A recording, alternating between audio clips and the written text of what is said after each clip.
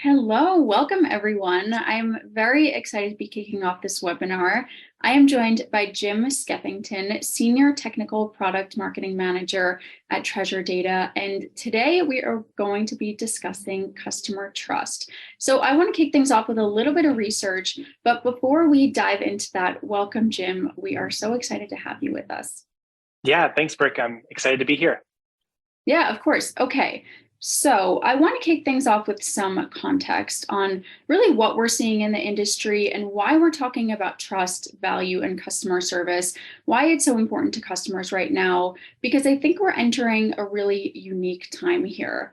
There are so many talks right now about an incoming recession, economic downturn, uncertainty. And with that, there's new research that has found that almost half of US Americans 46% believe that we are already in a recession. So, what does that mean? Even just the term recession, it can be really scary for a lot of people. It definitely invokes fear, uncertainty, and it's not necessarily optimistic. So, with that, behaviors are changing a little bit. People might be opting for a store brand product rather than something they've been buying for years to save a little money. They might cancel a subscription that they've been putting off for some time. Whether it's big or small, they're really reevaluating their purchases, their financial health, and they're making some changes right now.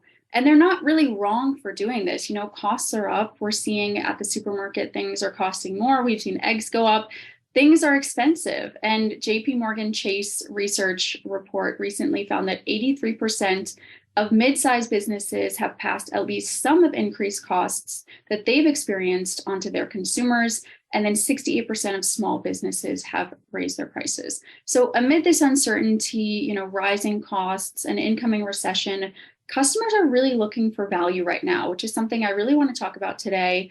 And they're not willing to put up with inefficient, impersonal experiences. They want to make sure that their dollars are really going towards companies and supporting brands that recognize their needs, protect their data, and build trust. And trust is also something that we're going to talk a lot about today. I want to dig into that a little bit more as well, because along with everything we're seeing, we're also simultaneously finding that trust is lacking right now. And I think it definitely goes hand in hand with all of that context that I put out there, all of what Americans are feeling right now. They're a little bit more skeptical. So, maybe they're taking a better look at the brands that they're engaging with, that they've been working with, and they aren't really loving what they're seeing. So public trust in institutions, including banks, large tech companies, and big businesses, it's experiencing a downturn from just last year. And even customer satisfaction is on the decline. We found that from our own CCW digital research, only 10% of customers have stated that experiences have really improved over the last year. So a lot of this dissatisfaction and distrust, it comes from data, because customers are sharing so much of their data, and they're not really getting that much back from companies right now. If we're only seeing that 10% improvement, they're giving all of this data and we can't even, see major improvements in experiences. They kind of feel like they're at a loss. They don't necessarily feel like their data is being protective, and it's fostering this sense of distrust. So one more study that I want to mention here, because I found it really interesting, from UPenn on customer data and consent.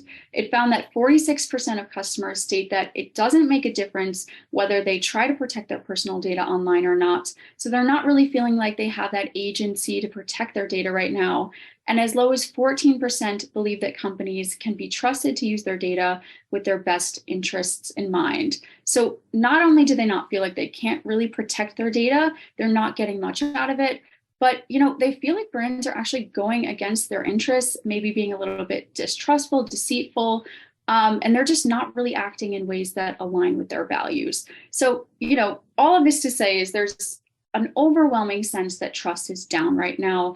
Customers want to engage with brands that have transparent data practices, secure operations, and really prioritize their needs and prioritize safety measures.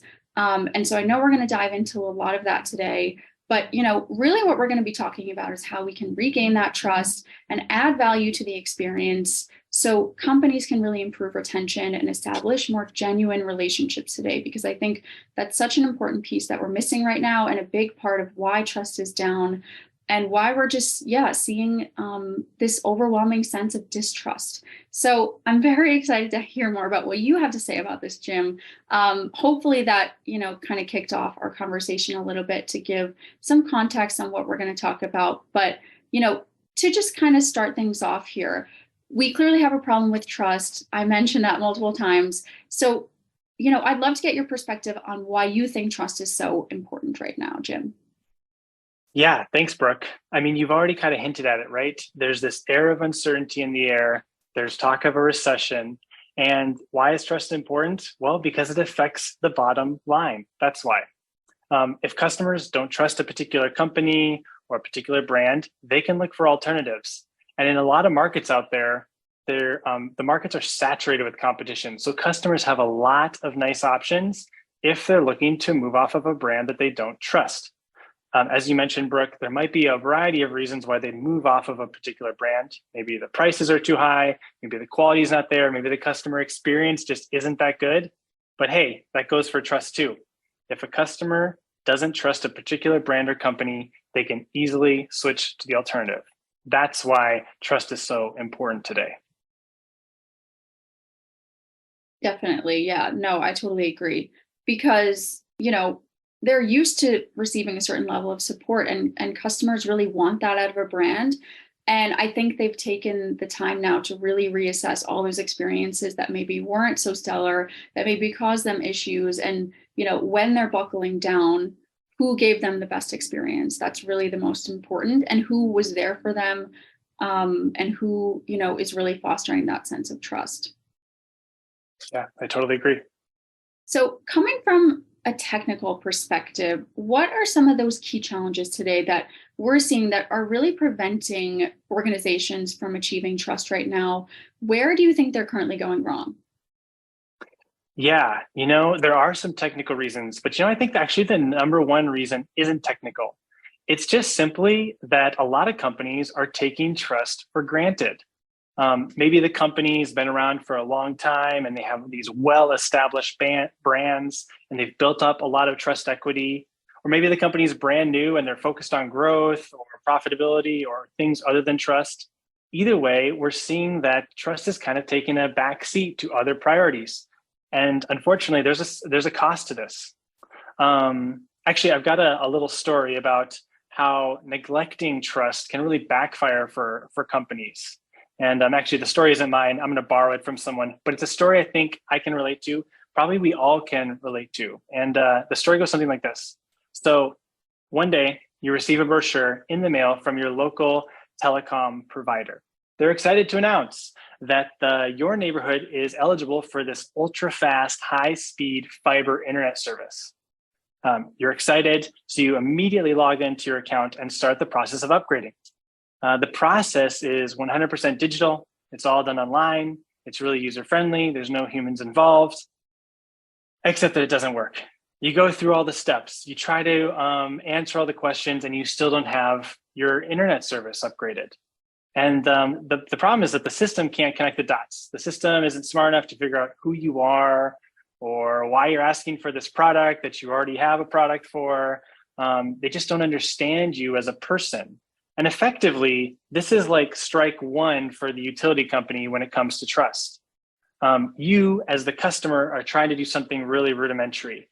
You're just trying to buy a company's product, but you can't, which casts some doubt in your mind, probably, right? If I can't trust them to sell me one of their own products, can I trust them to actually deliver this product?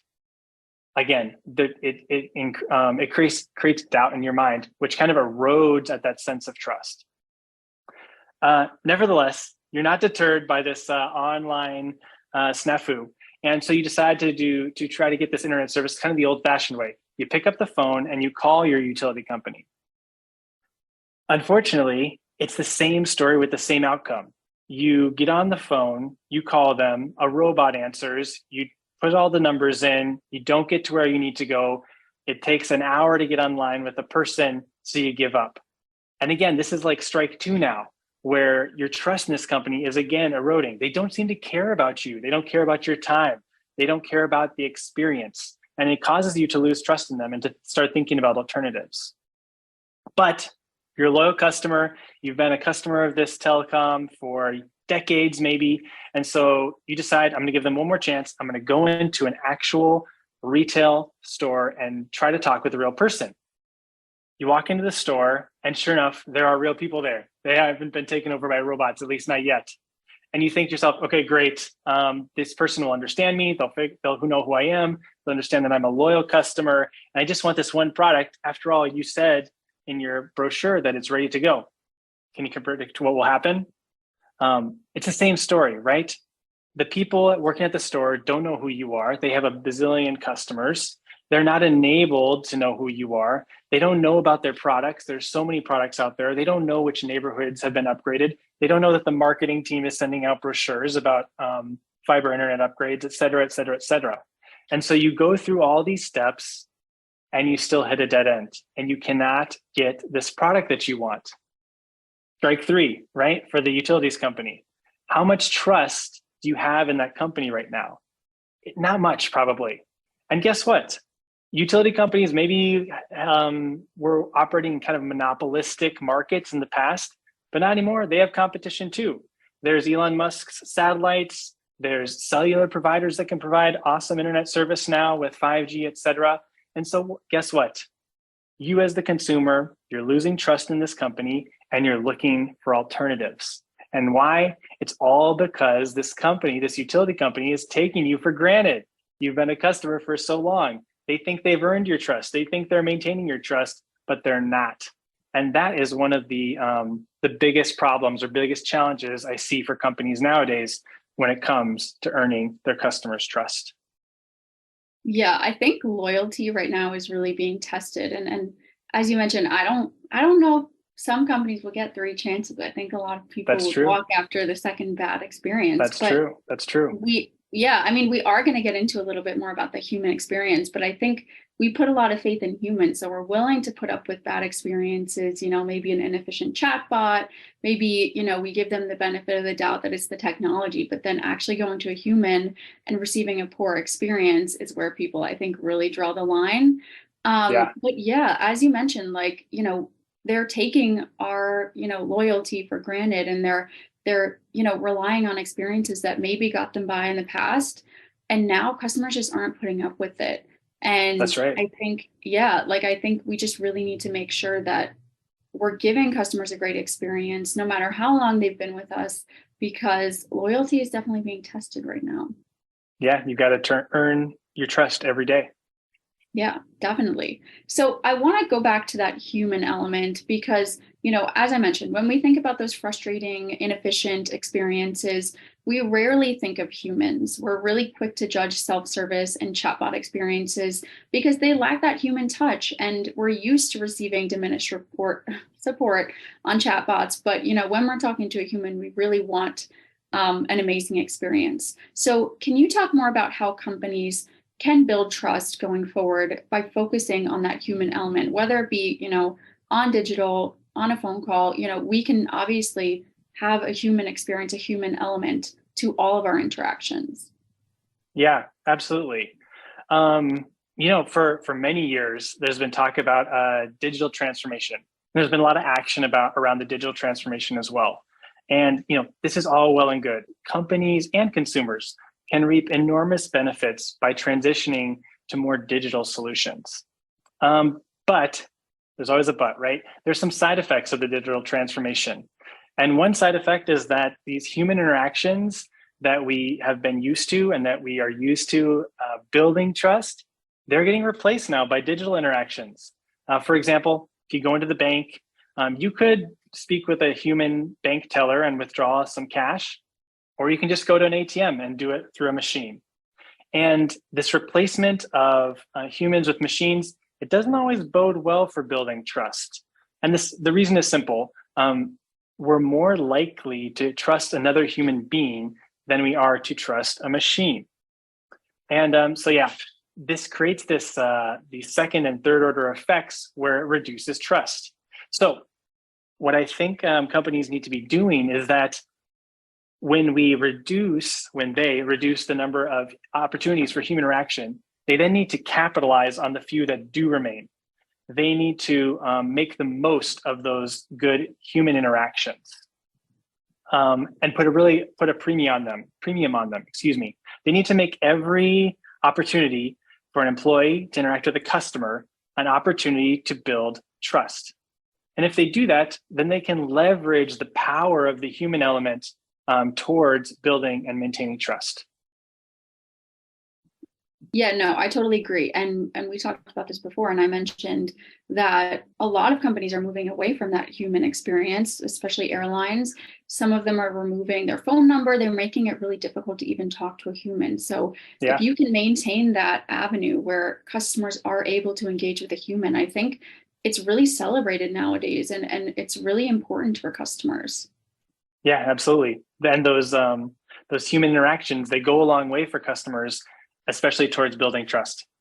Definitely. Yeah, no, I Yeah. totally agree. And we actually released a report recently with Treasure Data.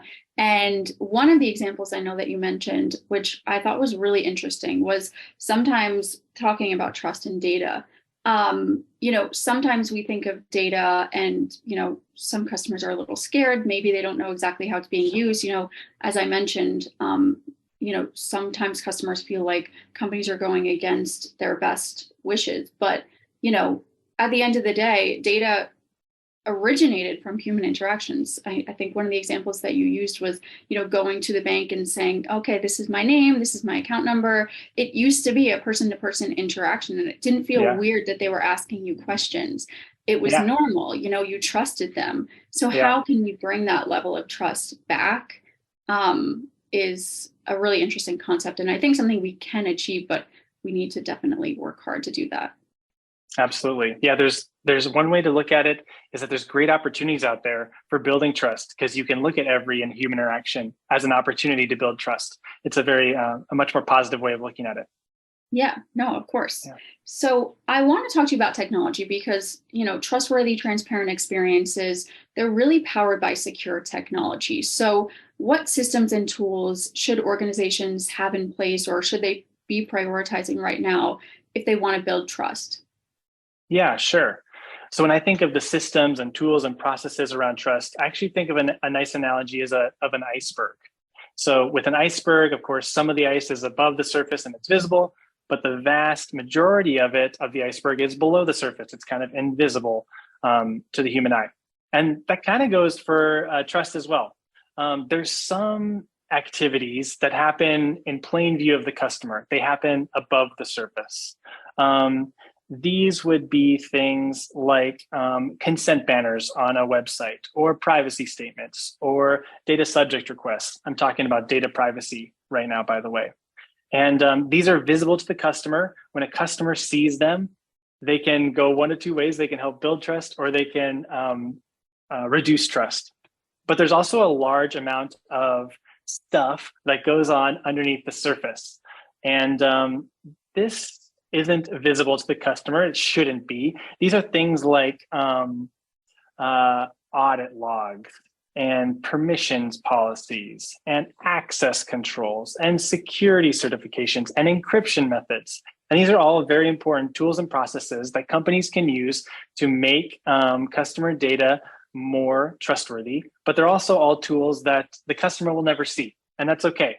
The point is that you have to have a little bit of both. And actually, you're probably going to have a little bit more of the stuff that happens behind the scenes. But regardless, all of these things are going to contribute to building trust with your customers. Yeah, no, it's an interesting analogy. And I think as customers, we feel that, those behind the scenes processes, we expect them to be in place. And obviously, we're not seeing the day to day. We don't know exactly what the company has in place, but, we really want that and we expect that. So if companies aren't prioritizing that, that's kind of worrisome and scary for customers. So yeah, I think it's just such an important piece and something companies really need to prioritize right now, because customers expect it to be there. So if it's not, if we're seeing, news of data breaches and things like that, it's scary for customers. Yeah, absolutely. And your customers, they're not going to ask you for, can I get some more audit logs or can I get some better access controls, right? They're not going to ask you for that, but you have to give it to them anyways. There's really an onus on the companies to do these things that customers, again, as you said, they don't even know they're expecting you to do them, but they're expecting you to do them. So yes, it's a lot of onus on the companies to do the right thing when it comes to building trust.